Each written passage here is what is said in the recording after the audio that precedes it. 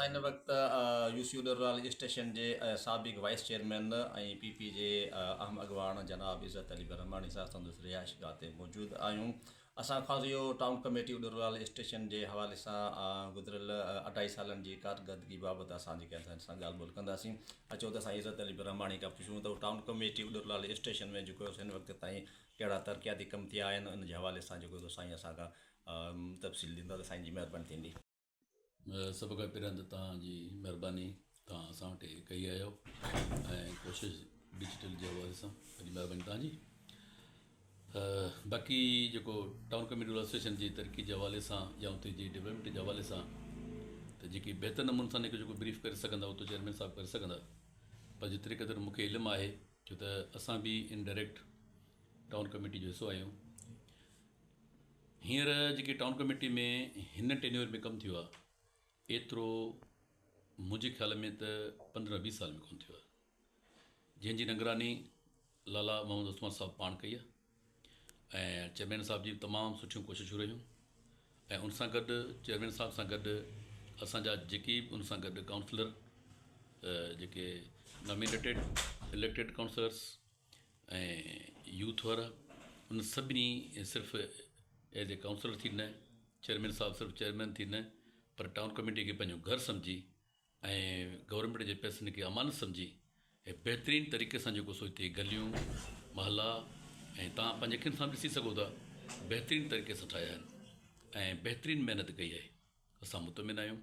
वरी बि हींअर हिकिड़ो मतिलबु जेको सो उनजो स्पेल कम जो कंप्लीट थी चुको आहे ऐं ॿियो इंशा अल्लाह ताला हींअर फैज़ उनजो कंप्लीट थींदो, उनजी बेनाइटी वग़ैरह उन्हनि करे छॾी आहे ऐं रहियल खुल जेकी गलियूं आहिनि उहे बि कंप्लीट थींदियूं त इनशा टाउन कमेटी जो नक्शो ई बदिले नज़र ईंदो इनशा।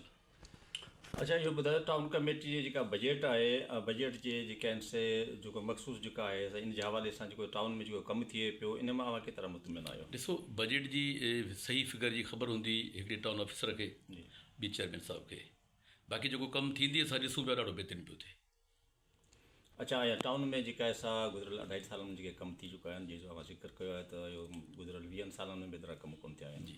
अञा बि केतिरो जेको आहे सो आवाम खे रिलीफ मिलणो आहे उन तरक़ियाती कमनि जे हवाले सां, ऐं केतिरा कम रहियल आहिनि ऐं जेके से उहे थियणु खपनि, या आवाम केतिरो मुतमिन आहे, आवाम उनखे कीअं था ॾिसो?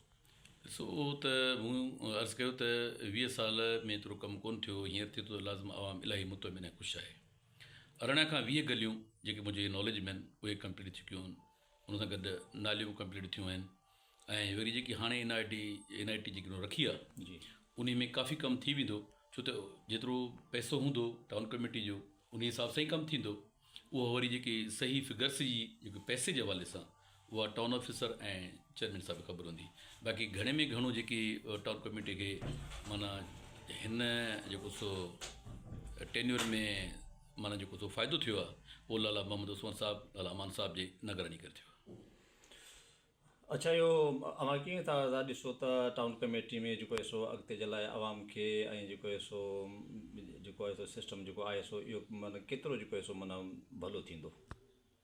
तव्हां थोरो पंहिंजे सवाल खे थोरो क्लियर कयो। इहो चवां थो त अव्हां जी जेका आहे अव्हां बि शहर जा आम जेके पीपी अॻवान बि आहियो, वाइस चेयरमैन बि रही चुका आहियो, ऐं आवाम खे जेको आहे रिलीफ ॾियारण जे हवाले सां अव्हां जेको आहे सो वधीक कोशिशूं कहिड़ियूं आहिनि? ॾिसो, डेवलपमेंट जे हवाले सां त तव्हांजा 2 क्वेश्चन तव्हांजे कया, उनखे तव्हांखे उनजो डेवलपमेंट जे हवाले सां मूं ॻाल्हाए छॾियो आहे। कहिड़े हवाले सां रिलीफ था चओ? गलियूं आहिनि, लाइट्स आहे, उन्हनि ते ॻाल्हाए छॾियो। ॾिसो, हाणे इहा ॻाल्हि इहा आहे रहियल आहिनि, जीअं शौक़ सेंटर में रहियल आहे, नाले जो सिस्टम आहे, ऐं ॿियूं बि अहिड़ा आहिनि, रोड रस्ता जेके आहिनि इहे बि कंप्लीट कोन थिया आहिनि इन जे हवाले सां। ॾिसो, उहो तव्हांखे असां ॿुधायो त 18 खां 20 गलियूं ठही चुकियूं आहिनि, ॿी NIT हाणे थी आहे, ठीकु आहे। उन में बि एतिरो ई कमु थींदो जेतिरो अॻे फेज़ में थी चुको आहे, ठीकु आहे न।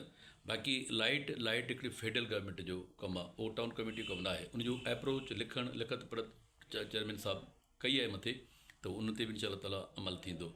हिकिड़ा कम माना हिकिड़ी सिधी माना जेको सो बजट टाउन कमेटी खे मिले थी, टाउन कमेटी उन पंहिंजी बजट मां जेको कमु करे पई, पाण उन ते वेठा ॻाल्हायूं। हिकिड़ा कम सिंध गवर्नमेंट जा आहिनि, सिंध गवर्नमेंट खे लिखिणो थो पवे, उहो केतिरो रिलीफ थो मिले, केतिरो हिन टाइम ताईं शायदि एतिरो सिंध गवर्नमेंट तरफ़ां न मिलियो आहे, पर इंशा अल्लाह ताला उमेदु आहे त इन फ्यूचर मिलंदो ज़रूरु। अच्छा उदयलाल स्टेशन जी टाउन कमेटी जी आवाम खे इन हवाले सां कहिड़ो कुझु पैगाम ॾियणु चाहींदो पंहिंजे तरफ़ां? असां उडा स्टेशन जे अवाम खे हिकु सिंपल पैगाम इहो ॾींदासीं त असां पाण उडा स्टेशन जा हिकिड़ा अवामी आहियूं, अवाम जो नंढो हिसो आहियूं, ख़ुदि अवाम आहियूं, त असां हुनखे कहिड़ो पैगाम ॾींदासीं। पर असां ईअं चवंदासीं त इनशा ताला लाला उस्मान साहिब जी निगरानी, लाला अमान साहिब जी निगरानी में ऐं इनशा ताला उडा स्टेशन जी तरक़ी बिल्कुलु बहितरीनु थी आहे ऐं फ्यूचर में बहितर थींदी। नाज़रीन, असां सां गॾु हुआ पाकिस्तान पीपल्स पार्टी जे अहम अॻवान जनाब इज़त अली ब्रह्माणी, जीअं पंहिंजा असां सां कोशिशि ॾेई सभु वीचार वंदिया। अली नवाज़ साहब उॾेरोलाल।